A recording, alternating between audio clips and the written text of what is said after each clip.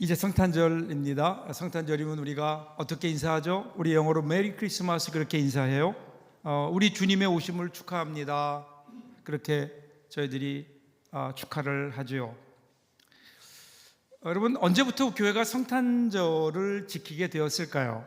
특별히 교회가 12월 25일에 성탄절을 지키게 된 원인은 뭘까요? 사실은 예수님이 언제 며칠에 태어나셨는지 우리는 정확히 알지 못해요. 그런데 전해오는 기록을 보면 AD 336년에 그리스도의 성탄일을 12월 25일로 정하고 모두가 그날을 지키도록 그렇게 공포했습니다. 그 이후로 교회는 이날을 성탄절로 지켜오고 있는 거예요. 그런데 여러분, 그런데 그 역사를 보면요, 12월 25일은 원래부터 있었던 축제가 있어요. 축제예요. 그 당시에 로마 제국 시대에 태양신을 경배하는 이교도들의 축제일이었습니다. 그런데 교회 지도자들은 이 빛의 축제가 세상의 빛 대신 예수 그리스도께 드려지는 것이 마땅하다. 우리가 지금 교회가 있는 이곳이 다른 이방 신에게 영광이 돌려지는 것을 원치 않고 오직 예수 그리스도, 이 땅에 오시는 예수 그리스도께 드려지는 것이 합당하다. 그래서 그 이후로 태양신의 축제였던 이날을 우리를 구원하시기 위해서 이 땅에 오신 정말 빛 되신 예수 그리스도, 성자 예수님의 오심을 기억하며 감사하는 절기로 교회가 지키게 된 거죠. 그런데 1700년이 지난 지금 우리가 지키는 성탄절의 모습은 어떨까요?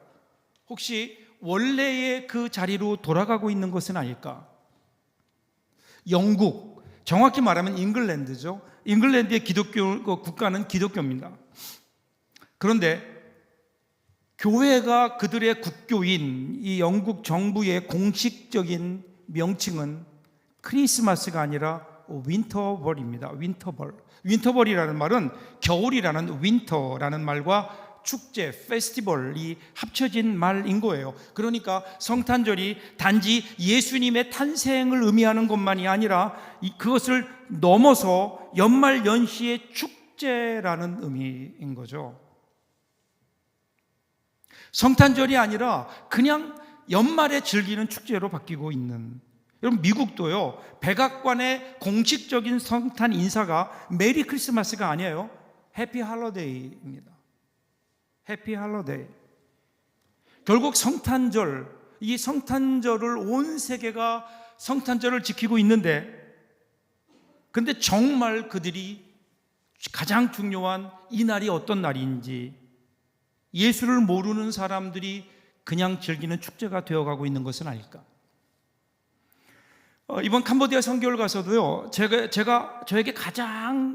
들어왔던 강한 그 장면들이 가장 많이 보았던 게 뭐냐면요, 성탄절 추리예요. 불교 국가죠.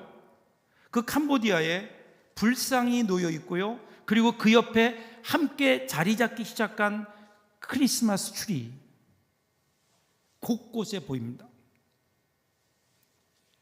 이것을 보면서 여러 가지 생각이 들었어요. 왜 이렇게 됐을까? 왜 이렇게 됐을까? 혹시 오늘 예수 믿는 우리들이 이 땅에 오시는 우리의 구주 되신 예수 그리스도의 나신 그날 성탄절을 제대로 지키지 못해서 그런 것은 아닐까? 여러분에게 성탄절은 어떤 의미입니까? 정말 우리 성탄절에 우리가 기억해야 될 메시지는 과연 무엇입니까? 그리고 우리는 과연 성탄절을 어떻게 지켜야 됩니까? 성탄절을 눈앞에 두고 오늘 우리는 분명하게 이번 성탄절이 나에게 어떤 날인가 하는 고백이 있어야 됩니다. 오늘 본문, 오늘 말씀을 통해서 오늘 저와 여러분들에게 분명한 성탄절에 대한 고백이 있는 그런 귀한 오늘 이 시간 될 수 있기를 주님의 이름으로 축복합니다. 오늘 본문을 보시면요, 예수님이 처음에 이 땅에 태어나셨던 첫 번 크리스마스의 밤의 모습을 그대로 그려주고 있어요. 8절 보세요. 그 지역에 목자들이 밤에 밖에서 자기 양떼를 치더니 이렇게 시작해요. 자, 목자 그러면 우리는 낭만적으로 볼 수 있지만, 그런데 그 당시의 목자는 어떤 사람들일까요? 그 당시의 목자들은요, 돈벌이를 위해서 고향과 가정을 떠난 사람들이에요. 변변한 기술이 없어 전전하는 중에 겨우 양을 치는 일을 하게 된 거죠. 고된 일입니다. 낮에는 더위와 고통, 고된 노동으로 인해서 밤에는 양을 지키느라고 부족한 잠과 그리고 그 밤에 찾아오는 추위에 시달리면서 정처 없이 양을 먹이기 위해 이리저리 돌아다녀야 되는, 그러다 보니까 그들은 그런 삶의 환경으로 인해서 안식일도 지킬 수 없었습니다. 그들의 얼굴은 태양볕에 검게 그을러 있었고 옷차림은 계속된 유랑 생활로 헤어져 있었으며 손은 거친 노동으로 딱딱하게 군살이 박혀 있는 데다가 양들과 더불어 살다 보니까 양의 냄새, 양의 분비물 냄새가 그들에게서 가실 날이 없습니다.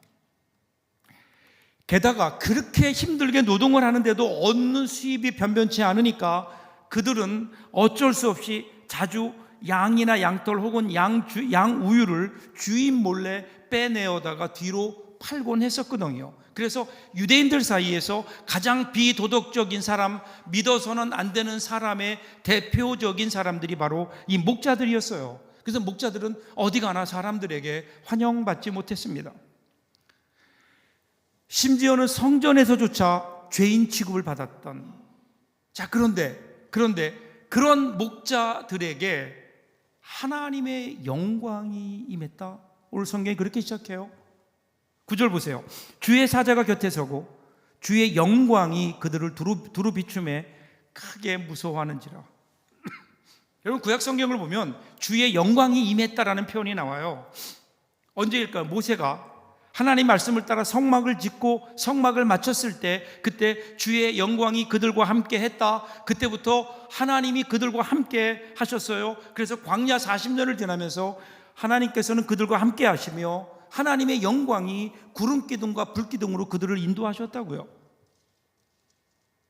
이렇게 함께 하셨던 그 하나님의 영광의 피크는 솔로몬이 성전을 완성했을 때 그때 주의 영광이 임했죠.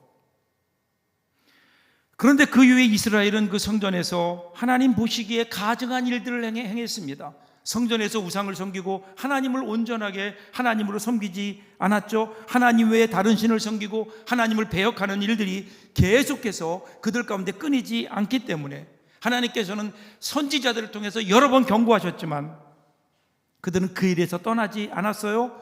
그래서 결국 하나님의 영광이 그들을 떠납니다. 그리고 그들은 결국은 바벨론의 포로로 잡혀가게 되죠. 그렇게 떠나가셨던 하나님의 영광이 지금 다시 이 땅에 나타났는데 어디에 나타나요? 목자들에게 나타난 거예요. 목자들. 하나님의 영광을 접하게 된 목자들, 그들은 크게 무서워합니다. 왜 무서워했을까요? 여러분, 하나님의 영광을 한 번도 접해보지 않았으니까 잘 모르죠. 하나님의 영광이 지금 나에게 임하고 있다. 얼마나 무서운 말이에요. 그 앞에 압도되는 거죠. 더군다나 목자들은 스스로 생각하기를 나는 부족한 사람이라고 생각했던 사람들. 혹시 하나님의 심판이 임하는 것은 아닐까 생각하며 두려움에 떨고 있는데 10절을 보세요.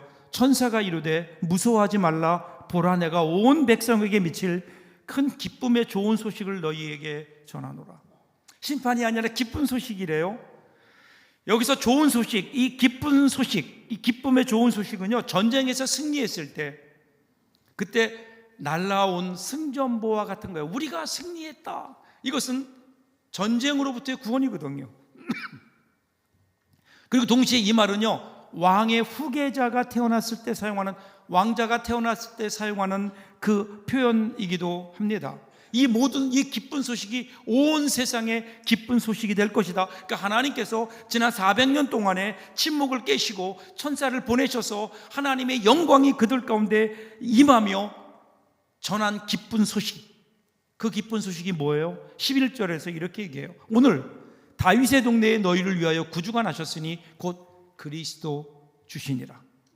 여러분, 그 당시에 경건한 유대인들은 그리스도를 기다리고 있었죠. 그리스도, 히브리어로 얘기하면 메시아라는 거예요. 메시아, 즉 기름 부음 받은 사람, 즉 이 세상에 악과 불행으로 가득 찬 이 세상을 말끔히 쓸어내고 공의와 정의와 사랑으로 가득 찬 새로운 시대를 열어갈 그분, 그 메시아, 그 그리스도, 그분이 오실 것이다. 이것을 희망하며 기다리며 고대하던 신앙, 이것이 바로 메시아 대망 신앙이거든요. 그런데 바로 그분이 오셨다라는 거예요. 그분이. 근데 그분이, 그 메시아가 오시는 그 소식을 지금 누구에게 전해요? 들판에서 양치던 목자들에게.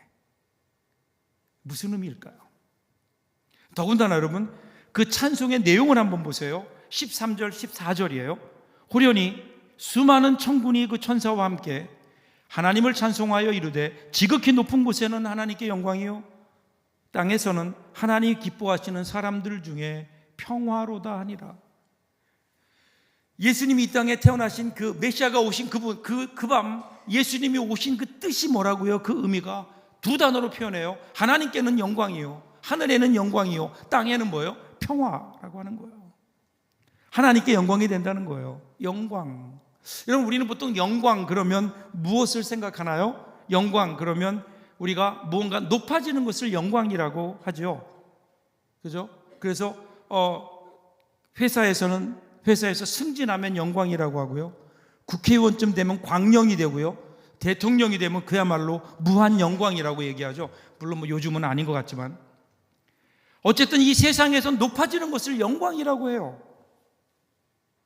승리하는 것을 영광이라고 합니다. 그래서 사람들은요, 이 영광을 얻기 위해서 부단히 애를 쓰죠. 안풀을 버리고 심지어 다른 사람의 것을 빼앗기까지 합니다. 그래서 영광은 누구의 것인가? 승자의 전유물이 되어버린 것이 이 세상이에요.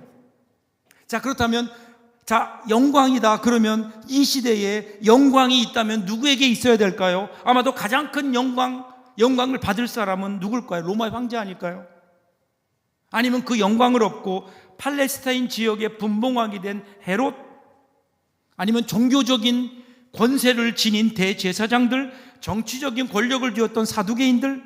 근데 아니에요. 오늘 이 영광은 황제의 영광이 아니고 로마 제국의 가장 밑바닥에 있는 식민지의 작은 나라, 그것도 그 나라에서도 가장 보잘것없는 작은 고을, 그곳에서도 거기에서 집으로부터 밀려난 마국간의 구유에서 태어난 한 작은 아기, 이것이 하나님께 영광이라는 거예요. 이것이 하나님께 영광이라는 거예요. 이것이 성탄절의 의미가 아닐까요? 그러면 성탄절의 의미는 어디에 있을까요? 성탄절에 말하는 영광, 첫 번째 영광의 그 의미는 낮아짐이에요. 낮아짐. 성탄 사건, 이것은 바로 낮은 곳을 향해 찾아오신 예수 그리스도의 나심이기 때문에 그래요. 스스로 낮추시고, 원래는 하나님과 동등한 분이셨는데 스스로 낮추셔서 우리 가운데 가장 연약한 아기로 오신 예수 그리스도의 탄생이기 때문에, 하나님과 같은 본체를 지니신 분, 근데 그분은 그 하나님의 영광과 능력, 존귀와 위엄을 주님께서는 비우셨죠. 그리고 죽기까지 주님의 뜻에 복종하셨어요. 십자가에 죽으시기까지 자신을 비우시고 하나님의 뜻에 따르셨어요. 그랬더니 어떻게 돼요? 하나님께서 예수님을 지극히 높게 올리셨다. 예수님의 낮추심이, 이 성탄의 이 사건이 하나님께 영광이 되었다는 거예요. 그래서 예수님의 이 소식은 누구에게? 가장 낮은 곳에 있는 목자들에게 이 성탄의 소식이 전해진 거 아닐까요? 가장 낮은 곳. 그러면 성탄을 생각하며 오늘 우리들이 기억해야 되는 것은 오늘 우리의 자리예요. 오늘 우리는 과연 어디에 있는가? 우리의 자리는 어디인가? 혹시 우리도 모르는 사이에 우리는 높은 곳으로 여전히 올라가려고 하는 우리의 마음이 있지는 않은가? 두 번째는요, 천군 천사들이 성탄을 노래하면서 두 번째는 평화를 얘기했어요. 평화. 여기서 말하는 평화는 어떤 평화일까요? 여러분, 예수님 시대에 예수님이 태어나신 그 시대를 가리켜서 역사가들은요, 팍스 로마나 그렇게 얘기해요. 로마의 평화예요. 로마의 평화. 근데 여러분, 이 로마가 평화를 누리는 이 평화는 어떻게 이루어졌을까요? 힘이었어요. 강력한 군대의 힘. 로마 황제가 가지고 있던 강력한 군대의 힘, 그래서 그들은 전쟁과 폭력으로 주위에 있는 다른 사람들을, 다른 민족들을 억누르고 제압하고 파괴함으로 로마의 평화를 이루었어요. 그러기에 여러분, 이 로마의 평화, 팍스 로마나, 이것은 그냥 단순히 로마의 평화일 뿐이었습니다. 주위에 있는 다른 사람들에게는 공포였어요. 여러분 생각해 보세요. 로마인이 누렸던 그 끝없는, 로마인들이 누렸던 평안한 평화, 그런데 이방인들에게는 무엇이 주어졌을까요? 로마인에게 평화가, 자유가 주어졌을 때 로마 바깥 사람들에게는 억압과 착취로 인해 신음해야 됐다고요. 그런데 그렇게 로마가 평화를 누리고 있는 그때 예수님이 오셨고, 그리고 예수님이 오시는 진정한 의미, 성탄절의 두 번째 메시지가 뭐예요? 평화라는 거예요. 이 땅의 평화. 어떻게 이것이 평화가 될까요? 특별히 12절 한번 보세요. 12절 같이 한번 읽어볼까요? 12절이에요. 너희가 가서 강보에 쌓여 구유에 뉘어 있는 아기를 보리니 이것이 너희에게 표적이니라 하더니, 예수님이 태어난 그 메시아, 예수님이 이 땅에 오신 그 메시아의 모습을 알아볼 수 있는 징표 두 가지를 뭐라고 얘기해요? 강보와 구유예요. 강보와 구유. 온 백성에게 평화와 구원을 가져오실 메시아가 태어났는데 그 표적이 강보와 구유. 여러분, 그 모습은 어떤 모습일까요? 가장 연약한 모습이 아닐까요? 이 땅에 어린 아기의 모습으로 오신 그분, 그것도 태어날 때 방이 없어서 마국간에 구유에 강보로 쌓여 태어나실 수밖에 없는 그 모습은 어떤 모습일까요? 누군가의 도움이 없이는 살아갈 수 없는, 가장 연약한 모습으로 예수님이 이 땅에 오셨다고요. 여러분, 지금까지 우리는 예수님을 생각할 때, 하나님을 생각할 때 어떤 하나님을 생각했나요? 주로 우리의 문제를 들어주시고 우리의 문제를 해결해 주시는 하나님, 그 하나님으로 생각했는데, 그런데 정말 이 땅에 오신 예수님의 모습, 메시아의 모습을 보면 강보에 쌓여 계신 주님은 오늘 우리에게 어떤 메시지를 전할까요? 나는 너의 도움이 필요하다. 우리에게 그렇게 말씀하고 계신 거 아닐까요? 우리가요, 사실은 강한 자 앞에 서면 위축돼요. 그죠? 나보다 강한 사람 앞에 서면 위축돼요. 힘이 대등한 사람과 함께 있으면요, 긴장해요. 그런데 약한 자 앞에 서 있으면 우리는 평화롭습니다. 약한 자 앞에서 우리는 모든 무장을 해제하기 때문에 그래요. 이 앞에서 적대감이나 긴장감이 사라집니다. 어떤 기대나 원망도 없어요. 그저 우리 안에서 보호하고 사랑해야 된다는 감정을 일으키는 사랑의 대상이 있을 뿐입니다. 그래서 여러분, 우리가 어린 아기들을 볼 때 우리의 마음이 행복한 이유가 어디 있을까요? 어린 아기들을 보면서 우리 안에 평화가 임하고 우리 마음이 단순해지고 우리 마음속에 뭔지 모르는 내 마음속에 이 평화가 임하는 이유는 뭘까요? 아기이기 때문에 그래요. 가장 연약한 모습이기 때문에, 내가 도와주지 않으면 안 될 것 같은 사랑의 마음을 우리 가운데 불러일으키는 존재, 여러분, 그것이 어린 아기의 모습 아닐까요? 근데 예수님이 그런 모습으로 오셨다고요. 그리고 뭐라고 말씀하세요? 이 땅에는 평화가 있다. 여러분, 이것이 주님이 우리에게 원하시는 평화라는 거죠. 여러분, 우리가 원하는 하나님은 어떤 하나님이에요? 우리는 그동안 강한 하나님을 원했어요. 우리가 모자란 부분을 채워줄 그런 하나님, 물론 우리의 기도에 응답해주고 물질적으로 필요를 채워주시고 우리의 어떤 욕망에 부응해줄 하나님, 우리가 지금까지 그런 하나님을 찾고 있었던 것은 아닐까. 물론 하나님이 그런 하나님이세요. 우리의 필요를 채워주시는 하나님. 그런데 그것이 우리를 행복하게 해주지 못하고 우리에게 진정한 평화를 가져다 주지 못한다는 것이 하나님의 판단이에요. 아무리 우리가 원하는 것을 하나님이 우리에게 다 채워준다고 해도 우리 가운데 진정한 평화가 있을까요? 사람들은요, 자기의 뜻을 이루고 욕심을 채우면 잘 사는 거라고 오해해요. 그리고 행복해질 거라고 생각한다고요. 근데 사실은 여러분, 그 반대예요. 여러분의 삶을 돌아보세요. 내 뜻을 이루면 이룰수록 어떻게 될까요? 우리의 욕심은 그보다 더 많이 일어나요. 내가 이룬 것보다 더 많이 빠르게 더 많은 것을 요구하는 것이 우리의 욕심이에요. 그러다 보니까 우리의 마음이 평화가 없어요. 우리의 삶은 오히려 피폐해져 갈 뿐이에요. 진정한 행복은 어디 있을까요? 진정한 행복은 우리의 욕심을 채우는 데 있는 것이 아니라 우리의 욕심을 내려놓는 데 있어요. 하나님의 뜻을 이루고 하나님의 선하신 뜻을 위해서 내 자신의 뜻을 내려놓는 그 자리가 진정한 평화와 행복의 자리가 아닐까요? 자기를 비우고 욕심을 버리고 하나님을 하나님으로, 자신과 이 세상의 주인으로 인정하고 그분의 뜻을 따라 살기 시작할 때 이 세상은 아름다워지고 점점, 여러분, 우리가 살고 있는 이 세상은 더 행복해지지 않을까요? 자, 오늘 보시라고요. 우리 가운데 오신 예수님, 성탄절에 그 예수님, 무력한 하나님이세요.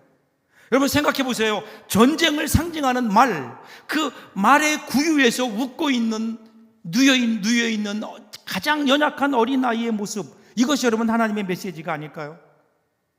그리고 이 아기 앞에 엎드려 경배합니다. 이것이 성탄절인 거예요. 성탄절인 거예요. 지금 내가 가진 권력이 절대자 하나님 앞에서는 아무것도 아님을 인정하고 그 높은 보좌 위에서 그 보좌를 버리시고 지금 이 땅에 가장 연약한 모습으로 와 계시는 예수 그리스도 앞에 무릎 꿇는 날, 여러분 이 날이 성탄절이어야 되지 않을까요? 그런데 어느 순간 우리는 여전히 성탄절을 맞이하면서 여전히 높은 것을 바라보고 있고 더 많은 것을 가져야 내가 영광이라고 생각하며 살아가는 우리의 욕심 따라 우리가 살아가고 있는 것은 아닌가?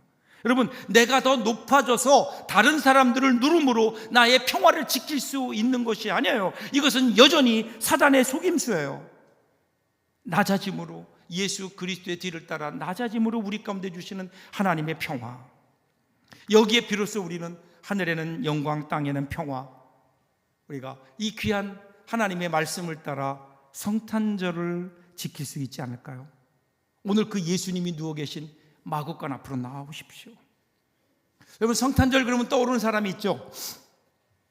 누굴까요? 하얀 수염에 빨간 옷을 입고 빨간 모자를 쓰고 선물 꾸러미를 메고 그 배가 나와 있는 할아버지, 누구죠? 산타크로스. 여러분도 산타크로스 하면서 왜 우리 손장로님을 쳐다보시나요? 여러분, 성탄절에 산타크로스가 등장하는 이유는 왜 그럴까요? 그냥 등장하는 게 아니에요. 3세기 말에 소아시아의 리키아, 지금의 터키 지역이에요. 여기에 니콜라스라고 하는 그리스도인이 있었어요. 이 니콜라스라는 사람은 일찍이 부모를 여였는데 불행 중 다행으로 물려받은 재산이 꽤 됐어요. 그런데 그가 예수를 믿고 나서 이것이 자기의 것이 아님을 알고 하나님의 것인 줄 알고 이웃을 돕고, 그리고 죄인들이 회개하는데, 그리고 그 모든 재물들을 헌신했어요. 그래서 예를 들면 결혼 지참금이 없어서 결혼하지 못하고 있던 세 자매, 이 고민하던 세 자매에게 결국 이들이 궁리하다가 아버지는 할 수 없이 딸 하나를 팔아 넘기고 그 돈으로 나머지 둘을 시집 보내려고 결정했었는데, 이를 알게 된 니콜라스가 자신의 선행을 남들이 모르게 하기 위해서 밤중에 창문으로 들어가 난로가에 걸어놓은 양말 속에 돈을 넣어줬죠. 여러분, 여기에서 크리스마스 전날 밤에 양말을 걸어놓는 습관이 여기에서 유래되게 되는 거예요. 이런 나눔이 성탄절을 이교도의 축제가 아니라 그리스도의 탄생으로 만들어 가는 거죠. 그래서 나중에 니콜라스에게는 성자라는 칭호가 붙어지고, 여러분, 니콜라스라는 말에 성 니콜라스, 이 말을 라틴어로 하면 상투스 니콜라스, 이것이 나중에 영어로 표기되면서 산타클로스. 바로 여러분, 이 니콜라스라고 하는 그 사람의 그 선행이 세상으로 향했던 사람들의 축제의 그 마음을 예수 그리스도께 집중시킬 수 있지 않았나요? 그렇다면 오늘 이 시대를 살아가는 오늘 우리들이 해야 될 일이 뭘까요? 오늘 우리 모두가 사실은 산타크로스가 되어서 오늘 이 땅에 진짜 예수님의 오심이 어떤 의미인지를 우리들이 삶으로 보여줘야 되는, 여러분, 우리가요 내려놓는다, 비운다, 희생이라고 생각하면 모든 걸 다 포기하는 거라고 생각해요. 그러나 아니에요. 여러분, 우리가 실제 우리들이 생활하면서 100% 희생할 일 많지 않아요. 여러분들이 누릴 수 있는 여러분들의 누릴 수 있는 것, 나의 고난을 10분의 1만 한번 포기해 보세요. 그럼 싸울 일이 없어요. 여러분, 물질의 11조만 있는 게 아니에요. 내가 당연히 누릴 수 있는 것들, 나의 특권, 누가 뭘 할 것 없는 나만이 누릴 수 있는 특권, 그것을 만약에 10분의 1만 우리의 이웃들과 더불어 나눌 수 있다면 여러분, 우리 삶이 조금 더 평화로워지지 않을까요? 제가 잊지 못한 사건이 있어요. 지난 가을, 몇 년 전 가을이에요. 주일 아침에 비가 막 내리고 있는데 교우 중에 한 분이 막 비를 맞으면서 뛰어서 교회로 오는 거예요. 제가 알기로는 그분이 차를 가지고 교회로 오시는데, 그래서 제가 물었어요. 아니, 왜 비를 맞고 오세요? 그랬더니 주차를 좀 다른 곳에 멀리 하고 오느라고요. 아직은 이른 시간이라 주차장이 비어 있었는데, 주차장이 비어 있는데 왜 멀리까지 주차를 하세요? 그랬더니 그분이 웃으면서 그래요. 뒤에 오시는 다른 성도님들을 위해서요. 그렇게 웃는 그분의 모습에서 저는 예수님의 모습을 봤어요. 큰 거 아니잖아요. 남편이 자기의 권리를 10분의 1만 내려놓으면 그 아내는 얼마나 행복할까요? 아내가 10분의 1만 자기의 권한을 내려놓는다면, 그러면 여러분, 남편은 10배로 행복하지 않을까요? 여러분, 교회에서 목회자가 자기가 누릴 수 있는 권리의 10분의 1만 내려놓는다면, 그리고 여러분들이 교회를 위해서 여러분들이 누릴 수 있다고 생각하는 그것에 10분의 1만 내려놓는다면 우리 교회는 아마도 가장 행복한 교회가 되지 않을까요? 우리나라도 그래요. 지도자들이 자신이 누릴 수 있는 그 권한을 10분의 1만 내려놓을 수 있다면, 그리고 우리 국민들도 권리만을 주장하기보다 조금만 더 내려놓을 수 있다면 우리나라가 더 행복해질 수 있을 텐데, 우리가 서로에게 그렇게 살 수 있다면, 내려놓고 살 수 있다면 여러분, 그곳이 작은 천국이 아닐까요? 그리고 그곳이 바로 오늘 주님이 태어나신 그 자리, 마국간의 그 자리가 아닐까요? 우리 그리스도인들이 먼저 이렇게 살아갈 수 있다면, 다시 한번 이 세상은 12월 25일을 예수님께서 오신 날로 기뻐할 수 있을 겁니다. 그 날을 맞이하며 그냥 즐기는 축제가 아니라 예수님이 이 땅에 오심을 그들이 기억하며 예수님의 오심을 감사할 수 있는 그 날로, 여러분, 오늘 주님이 우리에게 원하시는 모습이 이거 아닐까요? 이 시대의 산타클로스가 되어서 다시 한번 세상을 향하는 이 세상의 마음을 예수 그리스도께로 모을 수 있는 이번 성탄절 함께 모여 찬양하며 주위에 있는 이웃들에게 우리의 삶을 나누는, 그러므로 다시 한번 이 땅에 진정한 성탄절의 기쁨이 넘쳐나는 그런 저와 여러분, 우리 모두들 될 수 있기를 주님의 이름으로 축복합니다. 기도하겠습니다.